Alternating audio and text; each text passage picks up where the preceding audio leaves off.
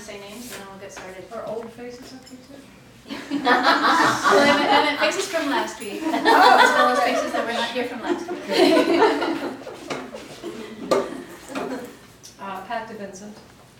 Hi, I'm Barbara. Sophia. Mary Wilson. Trevor? I'm Beth Blanchard. I'm Linda Marquez. Melissa Beck. Hi. Come on. You're just in time to say your name. Oh, I'm Rita Reynolds. Hi. My sister will be here in about 2 minutes. Okay, great. Let's see, proceed. I'm Carmen, by the way. Nice to meet you. Nice to meet you. And I at first was just doing this talk. All of a sudden last week, I filled in for somebody else and it became 2 talks. And so for some of you who were not here last time, I'll quickly just hand out what I handed out last time. Thank you. So that you have that.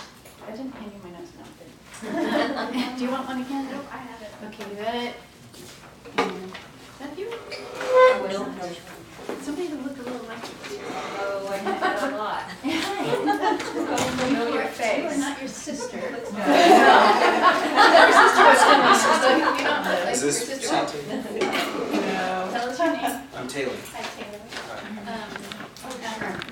And you know what, I was just saying, I gave a talk here last week, and I know you weren't here, so I was confused on a little bit. I'm going to very quickly review what I did last week, because we'll use that a little bit on what we're going to do this week.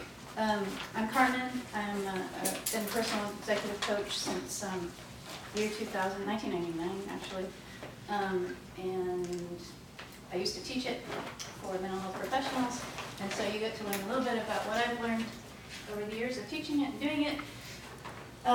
Last week, I'm just going to really quickly go over this.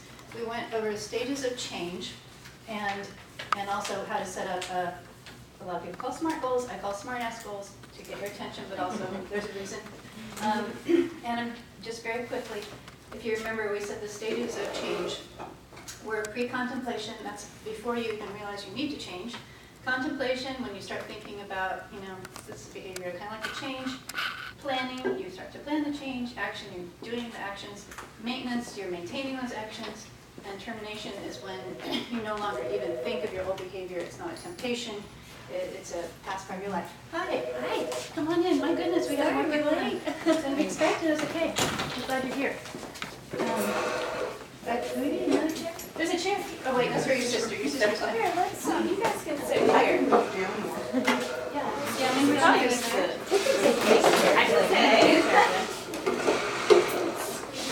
It's funny because we have fewer RSVPs this week, but now we have more actual people. Which I'd rather have more actual people. But hopefully I'll have more. Yeah. Okay. So tell us your names. Hi, I'm Shayna. Here. Yeah. Oh my goodness. He is a very talented chiropractor. I'm serious. I am absolutely serious. What's your last name? Sanders? I'm going to say this because a lot of women, especially women, struggle with what I've struggled with since puberty, and that is a sleeping problem. I have for years, sort of a monthly cycle, wake up at 3 in the morning and can't get back to sleep till like 5 in the morning. It drove me crazy, and I tried all kinds of things, all sorts of things, acupuncture, Chinese medicine. I tried magnesium, calcium, all this stuff, and it wasn't until I went to Dr. Sanders that you got me finally straightened out. I probably ought to come back now. It's kind of back on me. But for years, what he helped me with lasted for years. Was really very miraculous. Between acupressure and some supplements. Free plug. Did you know that? You can pay her later. You know that she's... Sure. Oh, we have a coffee machine? Yeah. Great. Could I borrow that for just a second? We'll make more coffee. We have a coffee machine. And 6. Did you lose your chair something? I just accumulated other chairs, but. Okay. She's my daughter, so she can be treated as a lower level being.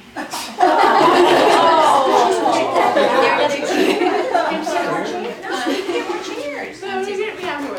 We have more chairs. So we're just going over what I taught last week. The stage of change. The important thing I want you to remember about change is that as Americans, not to stereotype, we often move straight into action. We often say, I'm gonna start running tomorrow, right? And what happens is it doesn't work. And people who spend more time in contemplation and planning change the goals. Okay? And So then you're saying that procrastination for years and years is actually good? there's a limit. There is a limit. Yeah, somebody said analysis by paralysis. You know, we've got to be reasonable. But yeah, a little bit more time, slowing things down, planning, contemplating is going to help you in the long run. And very quickly, we also discussed SMART-Ask goals, which I'm going to ask you to use today. Basically saying that when you set a goal, you want to make sure that it is specific, measurable, action-oriented.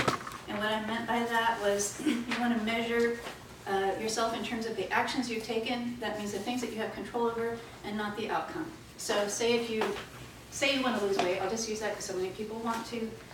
You don't want to measure yourself by whether you lost 20 pounds. You want to measure yourself by whether you did indeed eat the healthy foods you set out to eat that day, you did indeed have the 8 glasses of water you meant to have that day. Measure yourself by the things that are under your control, so your actions. That they're realistic. Like I said, I can't be 6 feet tall and blonde. That's not going to happen. It's not a realistic goal for me. Maybe for one of you, not for me. Time oriented, so you want to say I'm going to do this within a month, 3 months, 6 months. Put a time on it. Have an accountability partner, somebody you tell what you're doing. Break it up into small steps. Right? The elephant is eaten one bite at a time. And have structure. To me, that's one of the most important things, is to have structures set around your actions. And what I mean by that, who remembers an example of structure? So you're gonna work out, have your workout clothes already set out the night before? Right, right. So all those things that are like in your environment to help you meet your goals. So like for people who want to stop smoking, sometimes they'll keep a toothbrush with them to brush their teeth when they have that urge. That's a structure. You want to remind yourself of something. Maybe you set up a Post-it note. The second one, I can't. Measurable. Measurable. Maybe you put a Post-it note on your mirror. Maybe Sophia writes on her mirror with soap to remind yourself of things. Oh, dry erase markers, but. Dry erase markers. You know, it could be an alarm on your computer, but all those things in your environment to help remind you of what you meant to do. You know, empty your foods of the things that you don't want to eat and put in those things that you do want to eat before you even begin to change. That's a structure. Okay? So again, I'm sorry I'm racing through that, but we've got a lot to do this week, and that was last week. And so this week, you want to take, Oh, thank you. or you can just pass it down. I promised you that you were going to have a plan for changing your life in some small way before we go. And so this is a very simple exercise I give to all of my new clients when they sign the contract with me. The one I'm giving you is just the general Pillars of a Balanced Life, it's called. Sometimes I change that, like I coach a lot of faculty members in universities, and I have a Pillars of a Balanced Academic Profession. So you can change it. You could do Pillars of Your Health and break that up into different health things. But this is the generic Pillars of Your Balanced Life. And it is a way to kind of get a baseline of where you feel that you are now in your life. And then we're going to talk about where you want to go. Can you walk backwards? I don't know. Do I? I guess I'm okay unless somebody else walks in. So let me start with this. First of all, ignore the numbers at the top. After I printed it all out, I was like, oh no, this is a used one. There should be no numbers there. Pretend that they're not there. I want you to look through there. There are 9 pillars plus 1 that you can fill in optionally. They reflect different parts of your life. And we're going to go on a scale from 1 to 10. 10 being, this part of my life is great, absolutely as good as it could be. 0 being, this part of my life is absolutely as bad as it could be.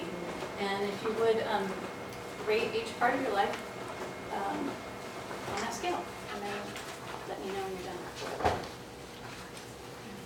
I have pencils if you need.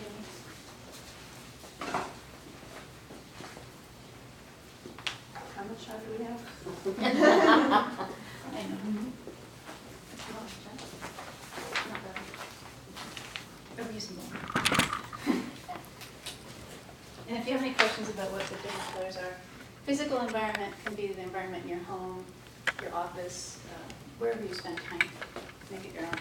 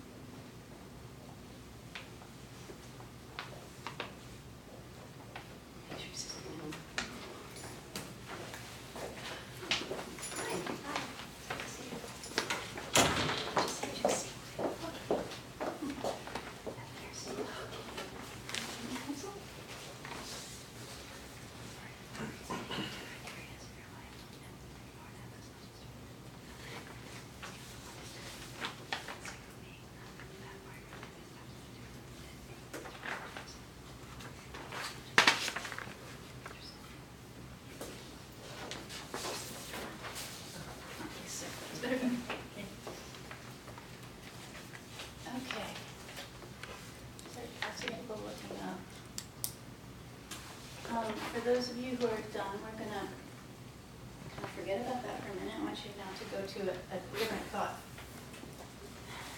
I want you to think about what personal values you have, and you can just use the back of your sheet or the bottom of your sheet, doesn't matter where you write it.